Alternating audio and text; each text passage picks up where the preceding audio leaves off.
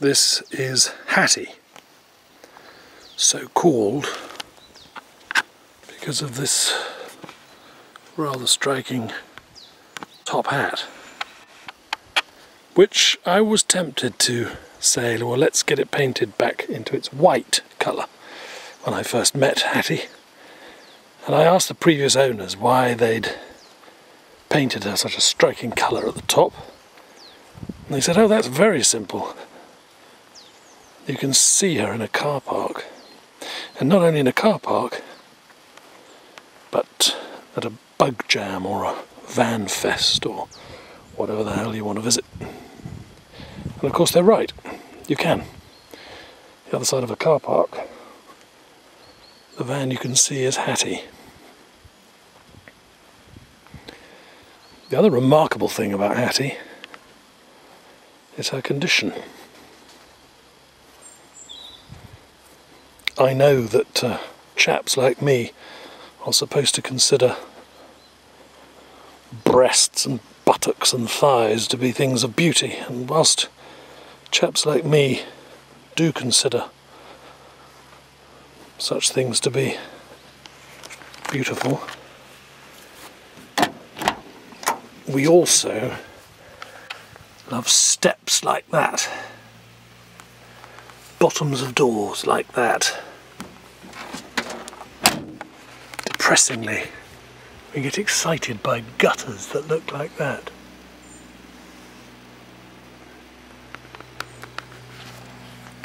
By bumper mounts that are rust free, by windscreens that are equally rust free. We don't mind finding the odd bubble, that's fine, but you sort of get the idea that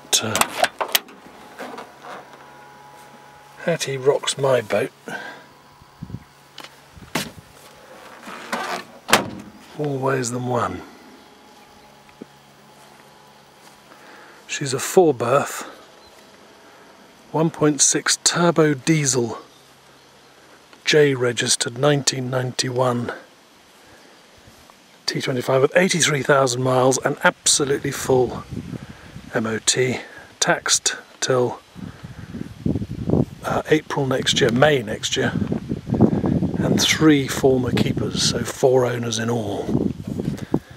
And I'll show you the interior in a moment. Just change lenses. Now I can widen things up a little bit and show you around inside. She has 3 rear belts, one of which is a full lap and diagonal. The other 2 are diagonals. She has a 4-burner cooker with a grill. The grill is found under here.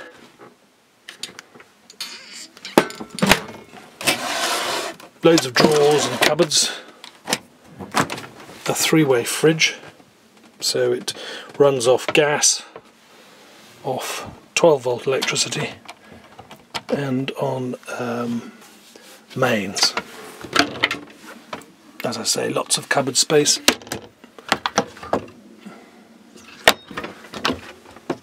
All around. Gas bottle in there, which I will just turn on. There, and then you've got further little switches here to turn it on throughout, 3 of them to operate to 3 different gas functions. She has Propex heating, which all works. She has a ZIG unit which arbitrates between the auxiliary battery, which is now running on, or the car battery, or the auxiliary battery, which is now on, or you can do it on towing or mains. With that switched on, there's a pump for water, which is operated here,